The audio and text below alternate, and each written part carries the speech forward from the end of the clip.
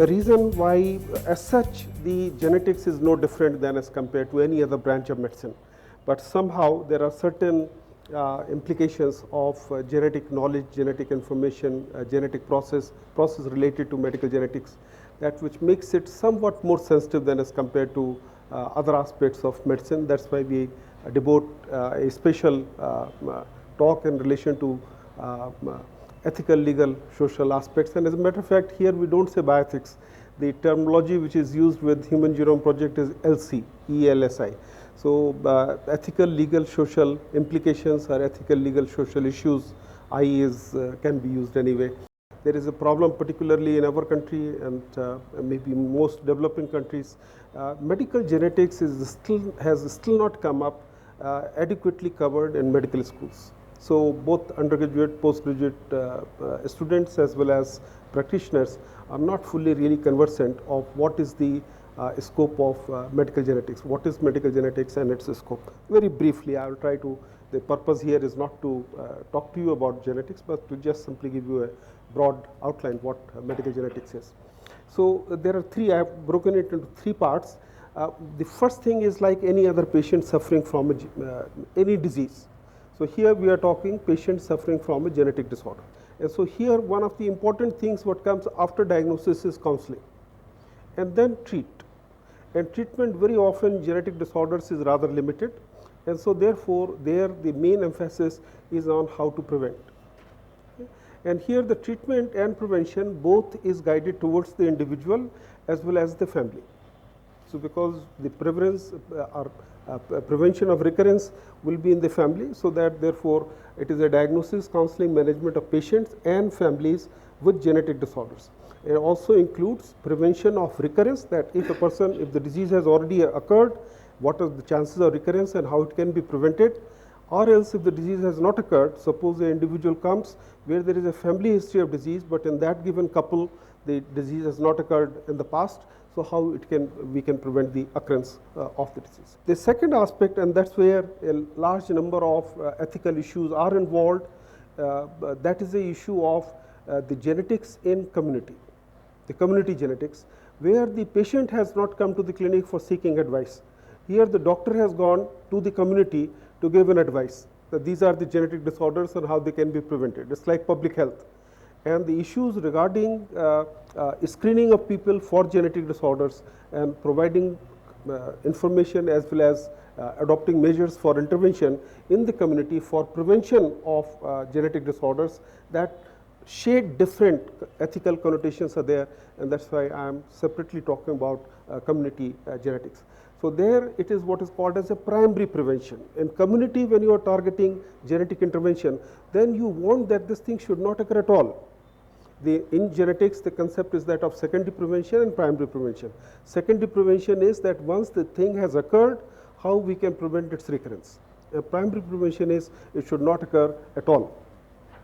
And of course, the research in field of genetics, one of the most important areas is that question of identifying genes which cause disease.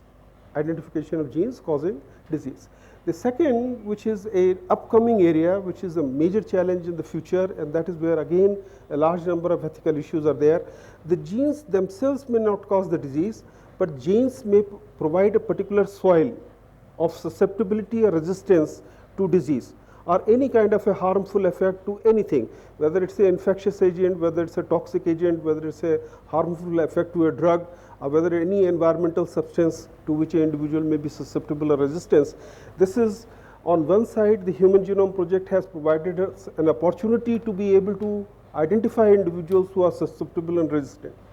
And at the same time, this information becomes so critical, and this information at the present time is not yet so ripe that what you tell the individual may be to be correct. A person has to understand with a pinch of salt that what advice is being given about susceptibility and resistance is not 100% black and white.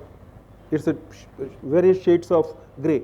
And to what extent it may happen, may not happen, cannot be 100% predicted. And to be able to understand this nuance and act accordingly, and without having any harm to be done, That is the biggest challenge in field of genetics, and that's why the concern about ethics in relation to practice of genetics as well as research in genetics. And then other aspect of research is pathophysiology of genetic disease. Even if you have identified that this particular gene is responsible for the disease, that is not the end. You have to identify how does that effect in the gene gives rise to disease. So that is a whole field of pathophysiology, and various issues arise with reference to conducting research on those aspects which may be of ethical significance. And then finally, one of the most important things that is coming up and for which the research is being done is the development of genetic tests and treatment for genetic disorders, including gene therapy. And last word that I have written is molecular medicine, that the research in the field of genetics is not only restricted to genetic disorders, because it is related to research on genes, and genes control all diseases, irrespective of it controls the health and disease as a whole, the entire spectrum. And so the understanding of health and disease at the molecular level is also within the purview domain of the genetic research. Again, just as a part of a brief prelude for understanding the background, is some examples of genetic disorders.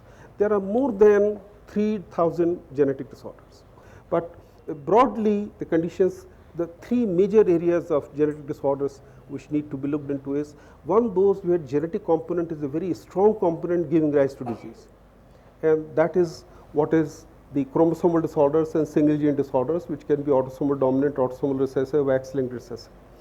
And also there is the mitochondrial disorders. Previously we were not giving that much emphasis to mitochondrial DNA, but defects of the mitochondrial DNA can also give rise to disorders. They are inherited differently. It's mainly a maternal inheritance from the mother to all children, because mitochondria are not transmitted from sperm, and so slightly different mechanism of transmission of disease.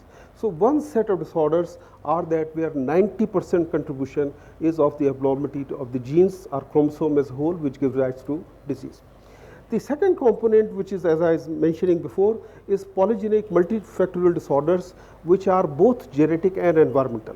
They are called multifactorial because there are multiple factors which are responsible, and there are also multiple genes which are responsible, and so it's a polygenic and multifactorial disorders. And this includes everything under the sun. Almost all diseases, virtually no disease is free from genetic contribution. The third group of disorders, which is not really realized as genetic, but it's really genetic, is a condition like cancer. Cancer is now considered to be a cascade of mutations, a genetic disease at the somatic cell level, but which is not transmitted to generation because that alteration has not taken place in the gonads, and that's why it is not really inherited. 90% of cancers are not inherited. And this also includes the phenomenon of aging. And the first issue is this, that what is so unique or different about genetics compared to rest of the medicine as far as ethics is concerned. So the main thing is that as far as basic principles are concerned, it's the same. The autonomy, beneficence, including non-maleficence, and justice. These principles apply everywhere. They apply to medical genetics as well. But here these principles are going to apply to genetic information. A genetic information is a very different information than as compared to non-genetic information. Genetic information has a connotation that a person is born with that particular trait or character, and it would be a lifelong expression of that individual. Once there, it is not going to go away. A disease may come today, may go out tomorrow, but a genetic character is there today and it will remain lifelong. And the second is that genetic character would be passed on to members of the family. The other family members, if one person has a genetic character, the other members related to that individual, even if they are not tested, if they are not manifesting, they may still be inferred to have a particular genetic character. So genetic information has a sort of a potential of labeling the family as a whole, and not only the family, but even the group or the community from which the individual is coming. So genetic information is a different information than as compared to other information, and so therefore the need for confidentiality and privacy of genetic information is far more than as compared to other information. And likewise, genetic testing has different implications than as compared to non-genetic testing. There I have some slides. I'll share with you how is genetic testing different. And there is another thing that in recent years, there have been so many advances in the field of medical genetics, and every advance leads to new technologies. Every technology results into newer applications, and every newer application throws up new challenges of ethics. And so therefore, we have to be conversant with them. And here I have briefly, as I look at in the entire field of medical genetics, it is very simple that there has been no advance in medical genetics for decades. And the only advance which has taken place since 1970s, that is the one which is most mind-boggling. And as I look at it, the first most important advance, that is how the genetics started, medical genetics also started, is with the discovery of Mendelian laws of inheritance, 1865. It looked very innocuous, that kind of a discovery of knowledge. It was not going to affect individuals in any particular way except advantages. And so therefore, for centuries, the information has been there, but not considered to be a very sort of a sensitive, difficult area. But the problem with the medical genetics has been from the very beginning. The important thing was that Mendelian laws essentially showed three things: the genotype, phenotype, whatsoever characters are there are because of the genotype. So I'm not going to the Mendelian laws, but essentially it's a question of explaining the genesis of phenotypes on basis of genotypes and segregation of genetic factors. And this application benefit of that time was that mainly for plant and animal breeding. But unfortunate part of it was that this principles of plant and animal breeding were also applied to humans and applied by the state, and which led to the movement of eugenics and Nazism. And this is the eugenic movement which has labeled medical genetics as a very sensitive, very dangerous, very highly unethical area of concern, that anybody dealing with medical genetics should be looked at with the eye of suspicion. Okay. I'll share with you what is the ethos, problem, background of Nazis. And then subsequently from 1865 to almost up to 1960s, late 1960s, one of the most important major discovery has been DNA structure. DNA is the basis of inheritance, and the DNA structure, double structure of DNA has been the most fundamental advance. That's 1953. And that particular advance, I looked hard enough, tried to think about it as to whether or not it has given rise to any kind of consequence which could be ill, which can be ethically sensitive. And I couldn't find any, I couldn't gather any sort of implication of that advance in knowledge or technology which would have given rise any harm or sensitivity to the people for whom that knowledge is applied. And so therefore, the last column, the molecular biology, the antenatal diagnosis, newborn screening, to a large extent, to my mind, remains blue, not red. Okay? But the last column, the recombinant DNA technology, one of the most phenomenal changes which has taken place is a simple process of recombinant DNA technology. I have a slide to show you what is recombinant DNA technology. In recombinant DNA technology, you are taking DNA from two individuals and you are making a third DNA which have part DNA of A and part DNA of B. So it's a new DNA, it's a recombinant DNA. So you are making new life, you are making new DNA. And this capability to make new DNA has opened whole vista of new activities, broadly dubbed as genetic engineering. And this genetic engineering, you can use it for good and it can do harm. And so that is the problem of the new technologies, possible applications.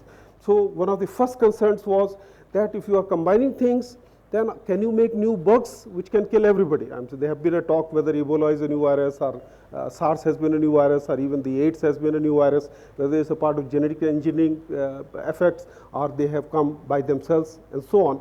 So as a matter of fact, when the new genetic engineering came in, for 5 years scientists themselves have a voluntary moratorium that we will not do any research using recombinant DNA technology. So during that time, lots of studies, lots of discussions were held and techniques were evolved how to contain, make sure that it will not go out of hands by this recombination, we will not produce monsters. And when there was a reasonable degree of assurance, then the technology was being applied and used. But another very major problem with DNA technology, with this Human Genome Project completion, is that now we know all the genes, and so we can identify a genetic test for almost everything. For all genetic disorders, we can have a genetic test, and for all genes predisposing to disease, we can have a genetic test. And so once we have a genetic test, we can definitely say that this individual has got this gene, which may either be giving rise to this disease, or this individual is susceptible to this disease. And so we can label everybody with something. And whether that label will be used for good or bad, that is the biggest problem. And if because of that label you don't get an employment, or you don't get a insurance, or you don't get a marriage partner, then there is a problem. So one of the biggest problems, challenges in field of genetics is the genetic testing, DNA tests, which give rise to labeling and which give rise to discrimination. And the other futuristic problems is that if you can manage DNA, and if you know the genes which are for good, and you the couples or parents desire to have a designer babies with enhanced characters, high intellect, high any kind of, it's the fancy of people what they would like to have their children with. And if the science can provide it, and if they ask for it, should it be provided, should not be provided, whether it's good or whether it is bad. So this is an issue which requires a real discussion and challenge, that what are the goods and bads. And the problem you already see, GMO stands for genetically modified organisms, and this includes genetically modified foods also, and the problems related to and soft eugenics. I will not touch upon it. Those who are interested, they can look into it as to what are the possible consequences of newer DNA technologies with reference to soft eugenics. The initial eugenics was the hard eugenics, and I am talking of soft eugenics. Now, looking into as to, in relation to genetics, what are the implications, what are the possibilities, where the harm can arise, and what one has to be careful about, both in terms of ethical practice as well as the ethics committees, what they have to see in terms of potential benefits and potential harms. The role of the ethics committees in relation to everything. As a matter of fact, every doctor, when he sees a patient, prescribes a medicine, he must weigh in his own mind what is the potential benefit and what is the potential harm. Okay? This exercise goes on every minute, every second in relation to doctor-patient relationship. So ethics is a part and parcel of practice of medicine. And so here I am sharing with you that in medical genetics what goes on and how there are problems, situations which need to be looked at. You see, the simplest process in medical genetics is taking a family history. Medical genetics cannot start without taking a family history. It's a simple, as a matter of fact, family history is part and parcel of medicine. Every patient who comes, you ask for a family history. So is there a family history of tuberculosis? Is there a family history of diabetes? Is there a family history of hypertension? Why do you ask for this family history? And what is its implication? So as long as any information is, and the problem is the information is individual, information is personal, information is confidential. So if should the patient divulge the information that whether his uncle, aunt, father is suffering from XYZ disease or not, it is divulging the information of third person. Does that patient has the authority to divulge that information? Do you have the authority to take that information? That information, for what purpose will you use it? And if in your records it says that uncle is suffering from such and such disease, and the medical insurance comes and sees the medical records, and when his son goes to take the insurance, he says, no, your uncle has been told in this medical record that he was suffering from this disease, we can't give you insurance. So whether that information cannot be misutilized or can be utilized for any other purpose for which it was not meant. And so even taking of a family history can be a very sensitive issue. And very often the information provided is not enough. It's a hearsay. You may even have to test, you may have to check whether that individual is really suffering from that disease or not. So the medical examination, seeing of the medical records of the family members, carrying out a genetic test on a family member, how should it be done? Can you do it without any consideration, or should you think about it? This is an ethical issue. And as a matter of fact, I will again come to you in a minute, that during process what has evolved is this, that just asking the individual about the family history as a part of a routine medical care is nothing sensitive, because this is a hearsay, this is a known information. The person will not tell you that information unless everybody else in the family knows. If everybody else in the family knows, it's not a secret. And so therefore, if you just simply says that who is in the family suffering from X, Y, Z, for that you don't have to take a consent. But if you have to see the medical records of that individual, or you have to examine that individual, then you have to go through the same process of total consent. You have to tell why you want to have this information, what utility of this information would be, how will it be protected in terms of confidentiality, privacy, and so on. Okay, and but the ethics committees have to be informed, and you have to ask them for a waiver of asking consent for family history or not, and the ethics committees may or may not give you a waiver. If they don't give you a waiver, then you have to take the consent. Diagnosis, genetic testing, I will come, confidentiality, privacy, and the problem I have already hinted, stigmatization, discrimination, counseling. The problem with counseling is that you say this is the risk of recurrence, and you say how it can be prevented. You say don't marry. One option is don't marry. The second option is marry but don't have children. The third option is that marry, you can have a child, but go antenatal diagnosis, and the child is affected, can have termination pregnancy. So should you be telling do this, or should you leave it open? You say that these are all the various possibilities, and you choose and decide. You can't take a decision for reproductive choices as a clinician, as a physician. You don't have the right and authority. So that's why it has to be a non-directive counseling, and you give the reproductive choices, and how to communicate, and again, whether or not you just simply inform the individual that he is suffering. But if X individual is found to be positive, suffering from a disease, it's possible his brother or sister may also be suffering from the same disease. Should you then tell the brother sisters also that your brother is suffering from this disease, you also get tested? Or you have the authority, or you don't have the authority to tell it? So the information of the patient is confidential, is private. You don't have the authority to share with others. Even if it is of their benefit, you have to take the consent of the individual to whom the information belongs.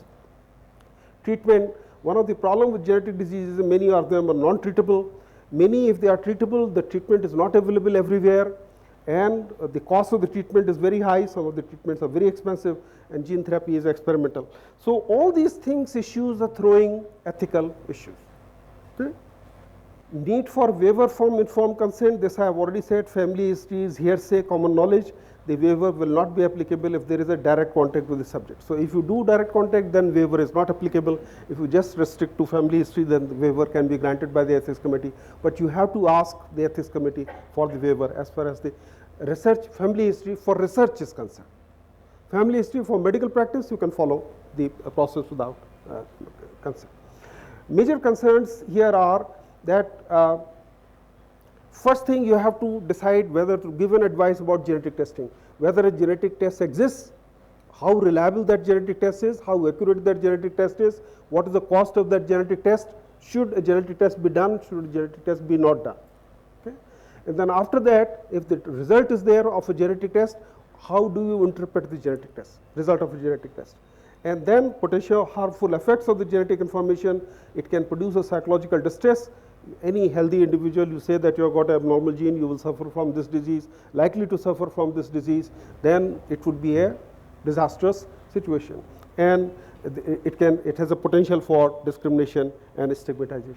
So that is why the two scenarios, the two most important problems with reference to genetic information, both on basis of history and physical examination, as well as on basis of genetic testing, is a question of now creating a psychological distress when the information is elicited that a person is suffering from a genetic disease. It is for any chronic intractable disease for which there is no treatment. It may be there for cancer. It may be there for other disorders as well, that where there is a chronicity, where there is a intractability, where there is a incurability, the same kind of issues come, and it produces a depression and an anxiety to the extent the person can even commit suicide, and there is a feeling of a guilt that what they have done, why they are the ones to be punished with a such and such disease. And It can affect their personality, it can affect their self-esteem, it can affect the relationship, marital relationships, and they have to take a very hard decisions with reference to choices of future children, and can affect the entire life. So genetic information, when shared, has to be kept. That's why genetic counseling as a special subject area, that the sharing of the information has to be done with great care. Just an example here, people is screened for BRCA1, BRCA2 mutation for cancer susceptibility, only 23 individuals, and out of 23 individuals, which were found positive, they were counseled, they were told that they can come out to be positive and so on. But even after that, there were people who were surprised, there were people who were worried, they were shocked, and they were dissatisfied, they were discouraged, and but 12 out of 23 were reassured. So it can also have a positive effect, but lots of negative effects can be there, and this is in spite of counseling. It's, their voluntary participation. They're knowing fully well that they can turn out to be positive, and what will be the consequences of being positive. In relation to discrimination and stigmatization is that if a person, there are subtle differences and problems. A person can be a carrier, can be a heterozygote, can be affected. It can be an autosomal dominant disease, recessive disease. It can be a polygenic gene. I'm not going into those details. That is unfortunately, without knowing that background, it may be difficult for me to really carry you through the entire process. But for the health insurance agent, it doesn't make a difference. Health insurance, genetic test positive, genetic test negative. Family history positive, family history negative. So if you genetic test positive, family history positive, you are likely to suffering from genetic disease. You are suffering from genetic disease. So your treatment costs are high. You cannot insure you. Existing disease, no insurance. Okay, or insurance with a high premium. So the person, he didn't choose the parents, he or she didn't choose the parents, he or she didn't choose that which particular genetic trait would be there. A person is born with the genetic trait, is already handicapped, as will be suffering from the consequences of genetic disease, which will be itself requiring hospitalization and treatment. On the top of it, medical insurance, health insurance denied. So should this inform, should an individual get tested? Why should an individual get tested to know that they are suffering now or they are likely to suffer? So instead of making good use of the test, the person will deny the test. Okay? And so the problem of discrimination, employment, the same kind of thing, deny a job, don't employ the individual.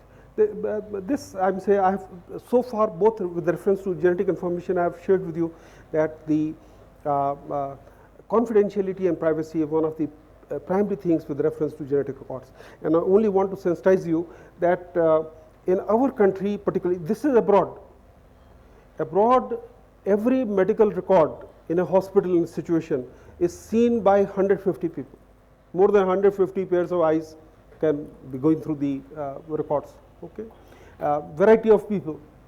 And in our country, where there is absolutely no concern for the confidentiality of the data, I'm sharing on basis of what I have seen in hospitals, is a very shocking thing, and there is a need for extreme degree of sensitization regarding the confidentiality of medical records. The carrier screening, particularly extended family carrier screening, high-risk group screening, population screening, its acceptability is a problem, and again, question of keeping confidentiality is a problem. Susceptibility for cancer, BRCA1, BRCA2, testing, screening of children. This is another very controversial area, that a child, should you test or not, whether the person is going to suffer, because child cannot give consent as major, it has to be 18. So why should you test a child if there is no intervention available, if there is no direct benefit to the child? Should you wait 18 and then take the, so there are guidelines which have evolved when to test for the child. Should, how about neonatal screening? How about workplace testing? And pre-implantation genetic diagnosis, gene therapy. So these are all interventions. So the main thing in relation to medicine is that you want to see the effect of intervention, whether that intervention will produce benefit or harm, both in terms of treatment as well as part of research. And so there are large number of potential areas where the health implications are there, or potential harm is there. And one of the important harms which is there is that a person can use it as an alibi for being free from crime. This individual has merrily murdered him, and then he says, what can I do? It is in my genes. So should he be punished or should he not be punished? Some examples in clinical practice where this kind of ethical dilemma is there all the time. A child is born with Down syndrome at birth. How should you break the information? Should you break the information? Young couple, first child, nobody told them before pregnancy, no test done, nobody in the family affected, but you as a doctor, keen observer, very good pediatrician, neonatologist, you have diagnosed this child is Down syndrome. Now should you tell the parents your child is Down syndrome? They are not asking you. And then you say that Down syndrome, this child will be mentally retarded all life. How to break this news? To tell or not to tell? And there is a issue of right to know, right not to know. Do the parents want to know or do the parents don't want to know? These are the kinds of issues which are there with reference to genetic knowledge, genetic information. Disclosure of wife's career state to husband and family. We have come across several cases in clinical practice where it becomes a very serious ethical issue and a kind of a moral issue, practicing issue, that what to do. A child is, if there is an autosomal recessive disease, both husband, wife are carriers, giving rise to an affected child, 25% chance. 75% chance the children will be normal, only 25% affected. But suppose if there are 2% affected, two siblings or two issues affected, just by chance, it can happen. And now the husband says the wife is the carrier, that's why they are affected children. He doesn't say that I am also the carrier. Triple screening for Down syndrome. Now what is happening is that gradually knowledge is improving. It's very good. It's an example of primary prevention, where you can, normally the Down syndrome child is born to mothers above 35 years of age. But all children are not, all parents of Down syndrome are not above 35 years. The risk is there even below 35 years. If the risk at above 35 years is 1 in 100 or 1 in 150, then for below 35 years or even below 30 years, the risk is at least 1 in 800 or 1 in 1000. So out of 1000 pregnancies, one child with Down syndrome will be born. So that is a risk for every pregnancy, almost 1 in 800 to 1 in 1000. And what has been done is several screening tests have been identified which can identify whether this particular pregnancy, even in a younger mother, even without previous history of Down syndrome, could be at risk of a Down syndrome. And so whether the risk is 1 in 800 or whether by these tests you don't reduce the risk or don't make the risk as 1 sure or 1 in 100. The risk cutoff limits by these tests is 1 in 250 or 1 in 350. So test is considered to be positive if the risk is 1 in 250. So the risk is 3 times, 4 times more than the general population. But that is only a risk. One of the most important problems with reference to genetic information and genetic tests is this question of probability. A person has to understand that a positive screening test for Down syndrome triple test means that the risk of this particular pregnancy having a Down syndrome baby is 1 in 250 or 1 in 350, depending upon what cutoff values are used for labeling the test as positive or not positive. So the risk here is more than the general population, that is 1 in 800, 1 in 1000, but the risk is not certain. Risk is not 100%. Risk is not even 1 in 100. So what is required is, this risk is to be confirmed by chorion villus biopsy, seeing whether the chromosomes are normal, whether the chromosomes are abnormal. And what it says is that all persons who are having a risk of more than 1 in 350, they should undergo chorion villus biopsy. But this risk of 1 in 350 is only present in 5 to 10% of the screened population. So you don't have to do it in everybody, you have to do it only in that limited population with the risk of 1 in 350. So these are examples in common clinical practice where there is a lot of ethical issues which need to be properly explained, and essential dictum is that progress in medical genetics has made genetic testing possible, which has immense potentials, immense applications. But no genetic testing should be done without prior counseling and post counseling. Every genetic test should be preceded by counseling. The test is available, not available, what is the quality of the test, and so on, and what are the implications of the test. If the test comes out positive, then what are the options available, what you should do, what you should not do, then decide whether to get the test done or not get the test done. So essentially it's a process of informed consent, prior counseling, and informed consent for getting the test done. And after the test is done, then when the result comes out positive or negative, what does it mean? And then what are the reproductive choices? What should be done? That should be counseled, and then it should be followed up. Only two things that I will say here is the genetic tests are still technologically complex and interpretationally complex. So genetic tests cannot be just simply prescribed like blood sugar. You can't just simply say, go get a triple test done. Okay? So you will have to, and that's why I'm saying pre-test counseling, post-test counseling, they are technologically complex, interpretationally complex, and they are related with difficult reproductive choices, and informed consent is essential. And results may affect other family members, group, and the society at large. So one has to be very careful about the genetic test. Genetic testing is a volcano, okay? And so many factors can influence that whether a particular genotype will have a particular phenotype or not. And so that has to be kept in mind. This was an example. This is the last slide that I'll show, then I'll skip, I'll stop.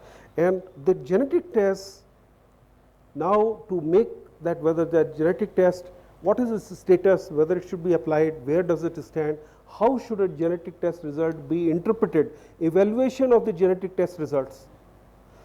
The CDC Atlanta has come out with this what is called as an ACE model.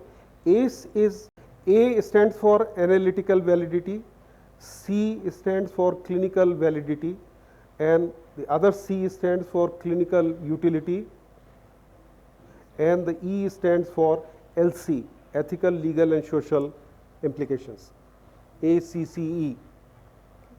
So a test has to be evaluated. Normally we evaluate the tests for their sensitivity, specificity, that is analytical validity. We also evaluate the tests for their positive predictive value, negative predictive value, that is the clinical validity. But that is not enough. We also have to test evaluate the tests for the clinical utility and their ethical, legal, social implications before adopting a test, or before advising a test, or before interpreting a test. So those are the components of research, and those are the components of care which have to be included. I'm not going into the details of it. You can look into this website which gives the details of the evaluation of the ethical tests, the issues which are involved with reference to various types of genetic testing. Pre-test counseling, post-test counseling, the dilemmas, one of the major dilemmas is that even in United States, where the tests are to be paid by the third parties, insurance companies, whether the insurance companies will pay for that test or will not they pay for test. They have to judge and evaluate. So this ACE model for evaluation will help and guide in terms of deciding that which test would be paid and which test would not be paid.